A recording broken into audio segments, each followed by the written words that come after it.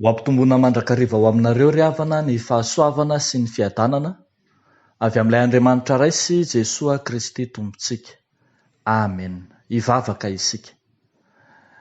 Faly sy ravo ny fonay Andriamanitra nomenao indray izao andro vaovao, herinandro vaovao amin'ity taona vaovao izay omenao anay ity. Misaotra anao izahay fa novelominao.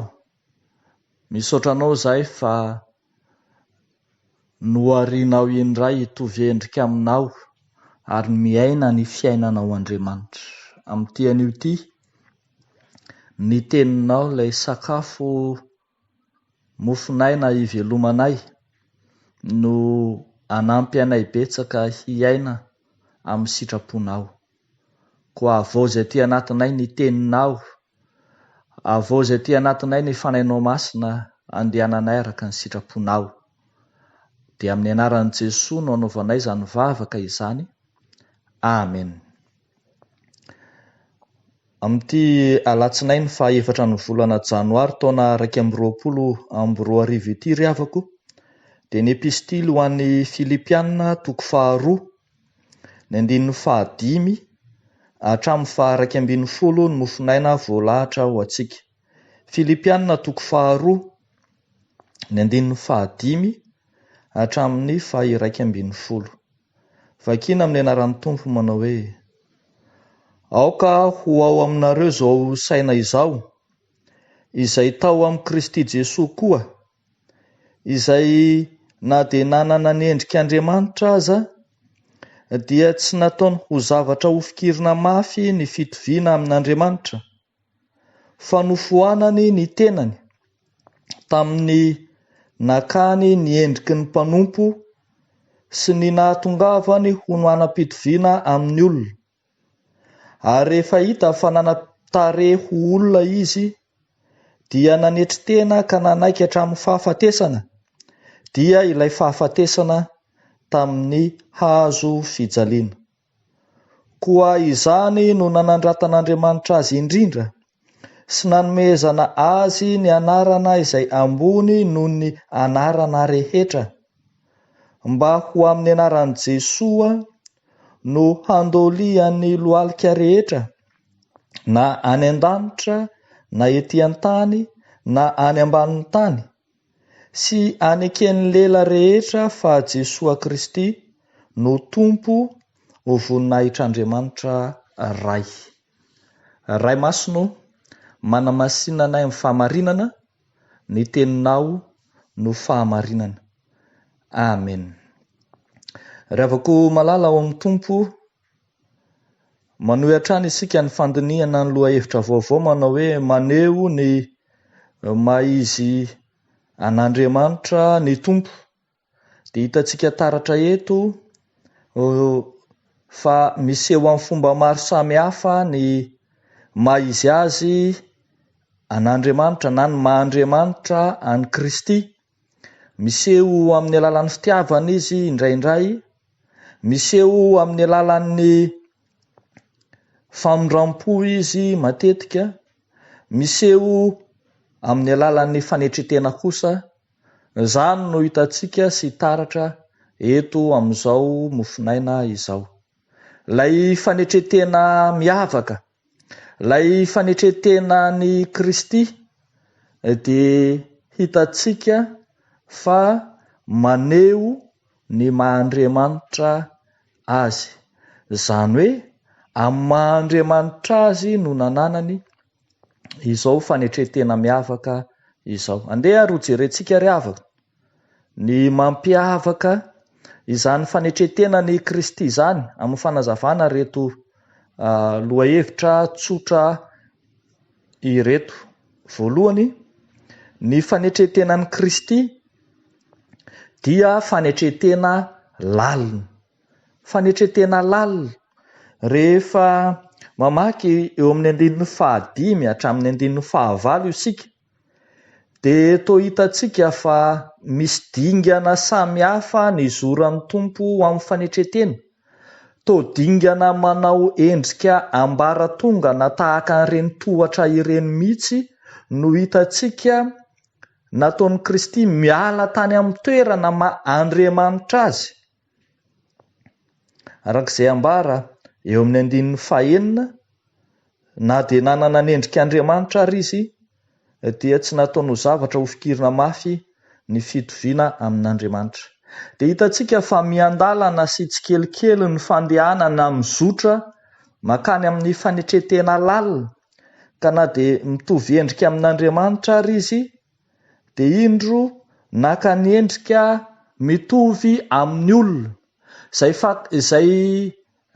fakana endrika ny olona izay, ilay nolazaintsika mandrakariva hoe Andriamanitra tonga olombelona, ilay teny tonga nofo hitantsika ny ariary tao amin'ny Kristy. Ary tsy mijanona olombelona fa naka ny endriky ny mpanompo, izany hoe raha samy olombelona ihany dia ny amin'ny saranga izay heverina fa ambany, saranga heverina fa manana ny sokajy ambany indrindra dia ny endriky ny mpanompo izany. I Kristy raha teo mantsy no efa nilaza sy nanambara tamin'ny fotoan'androny fa efa tonga ny zanak'olona, ny zanak'olona hoy izy tonga tsy ho tompona fa ny mba hanompo, ary dia naka ny toerana ambany indrindra amin'ny olombelona izy anehoana ny fanetretena tao aminy. Fa tsy nijanona teo ihany fa tonga nanaiky hatramin'ny fahafatesana aza. Hitantsika tsara raha ny fanetretena lalina izany manao hoe ilay Andriamanitra, ilay manana ny endrika Andriamanitra midina manakaiky ny fahafatesana. Indro maneho amintsika ny fanekeny hizaka ny fahoriana sy ny mafy indrindra, ny fanekeny hizaka ny faratapo-pahoriana amin'ny zanak'olombelona no nanekeny hizaka ny fahafatesana. Ary raha samy fahafatesana ihany aza dia tsy mitovy amin'ny fahafatesan'ny olona rehetra, fa noho ny fanetretena kosa dia naseho tamin'ny alalan'ny hazo fijaliana ny fahafatesana, izany hoe tsy fahafatesana toy ny fahafatesan'ny rehetra fa fahafatesan'ny olomeloka, tahaka ny fahafatesan'ny olon-dratsy, tahaka ny fahafatesan'ny jiolahy.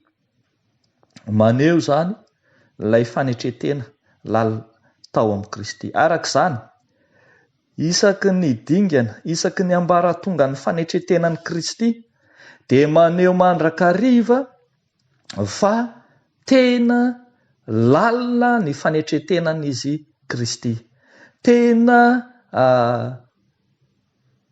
manakaiky loatra ny olombelona, te hiara-onina amin'ny olombelona, te ho eo anivon'ny olombelona sy ireo izay manana sokajy samy hafa, eny hatramin'izay heverina fa manana ny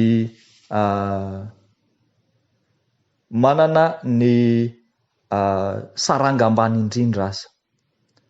Ravako malala ho mitompo fianatra sy fakatahaka zany ohatra tsara ny fanetretena nampianarin'i Kristy antsika izany. Izy raha teo efa nampianatra mandrakariva ny amin'izany tokony hananany mpanaradia azy ny fanahy ny fanetretena izany. Hijery an'i Jesoa Kristy mandrakariva sy ny voninahiny rehetra isika eo anatrehan'izao fanetretena lalina tao amin'izao. Tsy hitopo-teny fatratra amin'ny sy hihevitra hisongadina amin'ny izay andraikitra sy zara fanompoana omen'ny Tompo antsika, fa aneo mandrakariva ny fanahin'ny fanetretena, fa izany no tena fanahin'ny fanompoana ao amin'ny Tompo. Fa ny ahitantsika koa ny miavaka ity fanetretenan'i Kristy ity dia no fahitantsika eo amin'ny 9:7 hatramin'ny 11 fa fanetretena mody fisandratana. Fanetretena mody fisandratana. Zany no hitantsika eto amin'ity mofinaina ity. Noho ilay fanetretena lalina izay nananan'i Kristy dia indro nasandratra Andriamanitra izy nomeny ny anarana ambony indrindra noho ny anarana rehetra. Ary tsika dia malala tsara fa zany anaran'i Kristy zany, anarana miavaka, anarana mahery, anarana izay manam-pahefana, ahafahana mandroaka ny asan'ny demonia, ahafahana mangataka amin'Andriamanitra, ahafahana manao izay rehetra tiantsika atao. Fa mbola io anarana io ihany koa no hotompony izao rehetra izao, araka ny voalaza hoe ho amin'ny anarany no andolian'ny lohalika rehetra na any an-danitra na ety an-tany na any ambanin'ny tany. Izany hoe tena anarana manana fahefana mihoatra noho ny anarana rehetra io anaran'i Kristy io. Ary ihany koa aza ambara fa io anarana io no aneken'ny lela rehetra an Jesoa ho tompo, ho voninahitr'Andriamanitra. Mazava zany, araka izany ry havako, fa tsy nanafoana velively ny maha-Andriamanitra an'i Kristy ny fanetretena izay tao aminy. Eto mantsy dia misy teny ery ambony manao hoe izay na dia nanana ny endrik'Andriamanitra aza dia tsy nataony zavatra ho fikirina mafy ny fitoviana amin'Andriamanitra. Tsy midika akory zany, sy le hoe nofohanany ny tenany, tsy midika akory zany fa nofohanany maha-Andriamanitra azy, na hoe lasa tsy teo am-pelantanany intsony ny maha-Andriamanitra azy. Ny maha-Andriamanitra azy dia nijanona ho maha-Andriamanitra azy mandrakariva, fa le fanetretena nananany kosa vao maika nampisandratra ambony eo anatrehan'izao tontolo izao any Kristy. Rehefa koa malala, misandratra noho ny fanetretenany Kristy. Ary zany ihany koa no ampaherezana antsika mpino rehetra fa i Jesosy no efa niteny fa izay manetri-tena no asandratra. Ary efa niainan'izy Kristy raha teo zany, fa na dia nandalo ny fahafatesana teo amin'ny hazo fijaliana ary izy, dia natsangana avy tamin'ny toerany maty ary nasandratra hoe ny an-tanankavanany iray. Ny mpino ry havako malala, dia mpino miaina zany fanetretenan'i Kristy zany, tsy fanambaniana akory zany, tsy fanamarinana ho any amin'ny ambany akory zany, fa mifanohatra amin'izany aza anandrata ny tompo atsika indray. Arak'izany tsy ilaina ny mieboebo etsy sy aroa amin'ny fanompoana izay omen'ny tompo, tsy ilaina ny mampidera tena, fa ny mifanohatra amin'izany aza no takian'ny soratra masina hahatonga antsika olon'ny fanetretena, fa ao amin'ny fanetretena no iasan'Andriamanitra anandratra atsika. Ingane ary ry havako malala, izany fanetretenan'i Kristy miavaka izany no ianaran'ny mpino rehetra ankehitriny ka ahatonga ny mpino hanana izany fanany fanetretena izany, dia fanetretena lalina kanefa anandratan'Andriamanitra antsika indray. Dia ho an'Andriamanitra ny voninahitra ho amintsika izany tenin'Andriamanitra izany. Amen. Hivavaka isika.